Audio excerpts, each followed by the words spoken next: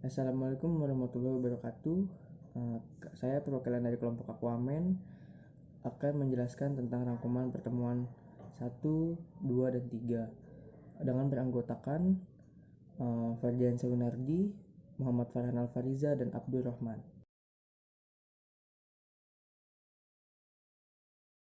Nama saya Muhammad Farhan Alfariza, NIM 18 12 4 99 011. Saya di sini akan menjelaskan rangkuman pertemuan pertama.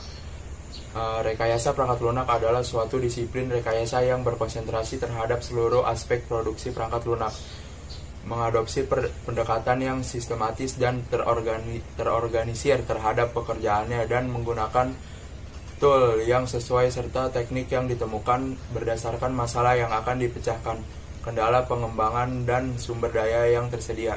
Intinya rekayasa perangkat lunak dan perangkat lunak. Semua negara maju ekonominya bergantung pada perangkat lunak. Makin banyak sistem yang dikendalikan oleh PL. RPL berkaitan dengan teori, metode, dan alat untuk pembangunan PL secara profesional.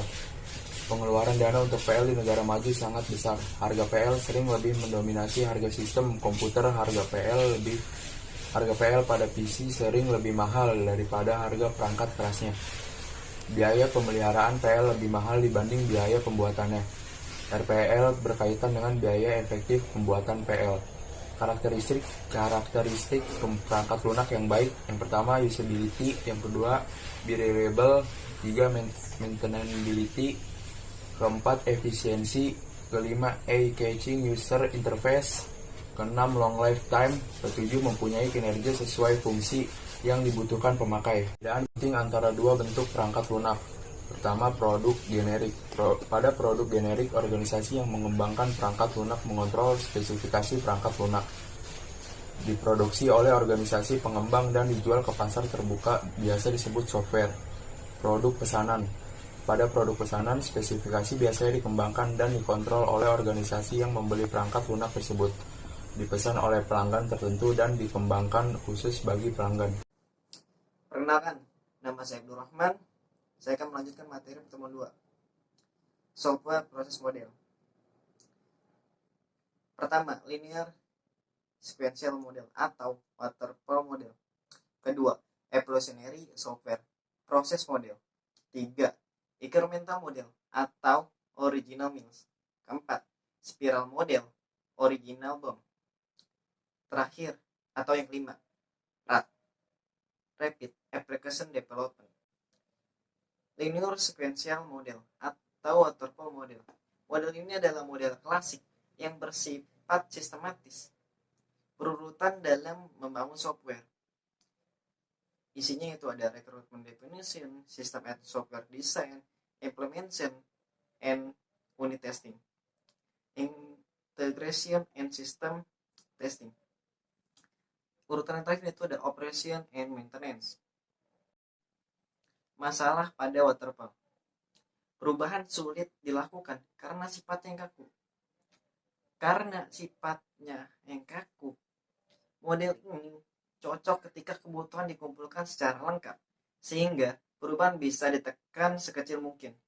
Tapi, pada kenyataannya jarang sekali konsumen atau pengguna yang bisa memberikan suatu kebutuhan secara lengkap. Perubahan kebutuhan adalah sesuatu yang wajar terjadi. Waterfall pada umumnya digunakan untuk rekayasa sistem yang besar di mana proyek dikerjakan di beberapa tempat berbeda dan dibagi menjadi beberapa bagian subproyek. Evolution software proses model bersifat iteratif atau mengandung perulangan hasil proses berupa produk yang makin lama makin lengkap sampai versi terlengkap yang dihasilkan sebagai produk akhir dari proses. Dari evolutionary software proses model yaitu ada incremental model atau original mills, spiral model, original bomb. Masalah incremental model cocok untuk proyek berukuran kecil atau tidak lebih dari 200.000 baris coding. Mungkin terjadi kesulitan untuk memetakan kebutuhan pengguna ke dalam rencana spesifikasi masing-masing hasil increment. Spiral model. Pada model spiral, resiko sangat dipertimbangkan. Resiko adalah sesuatu yang mungkin mengakibatkan kesalahan, model spiral, untuk merupakan pendekatan yang realistik untuk PL berskala besar. Pengguna dan pembangun bisa memahami dengan baik. Software dibangun karena setiap kemajuan yang dicapai selama proses dapat diminati dengan baik. Namun demikian, waktu yang cukup panjang mungkin bukan pilihan bagi pengguna. Karena waktu yang lama sama dengan biaya yang lebih besar. Yang terakhir, ada Rapid Application Development. RAD adalah model proses pembangunan PL yang incremental. RAD menekankan pada siklus pembangunan yang pendek atau singkat. RAD mengadopsi model waterfall dan pembangunan dalam waktu singkat dicapai dengan menerapkan komponen based construction. Waktu yang singkat adalah batasan yang penting untuk model ini. Kelemahan dalam model RAD ini tidak cocok untuk proyek skala besar. Kedua, proyek bisa gagal karena waktu yang disepakati tidak dipenuhi. Ketiga, sistem yang tidak bisa dimodularisasi tidak cocok untuk model ini. Keempat, resiko teknis yang tinggi juga jarang cocok untuk model ini. Terima kasih. Assalamualaikum warahmatullahi wabarakatuh. Nama saya Ferdian Sunardi dengan NIM 1812149137. Di sini saya akan menerangkan tentang rangkuman pertemuan 3, yaitu proses pada model prototyping. Di situ ada 3 tahap, yaitu pengumpulan kebutuhan, perancangan, dan evaluasi prototype. Pengumpulan kebutuhan ini yaitu developer dan klien bertemu dan menentukan tujuan umum, kebutuhan yang diketahui, dan gambaran bagian-bagian yang akan dibutuhkan berikutnya. Detail kebutuhan mungkin tidak dibicarakan di sini pada awal pengumpulan kebutuhan. Dan yang kedua itu tahap perancangan. Perancangan itu dilakukan dengan cepat dan rancangan itu mewakili semua aspek software yang diketahui. Dan rancangan ini menjadi dasar pembuatan prototype. Dan yang ketiga adalah evaluasi prototype.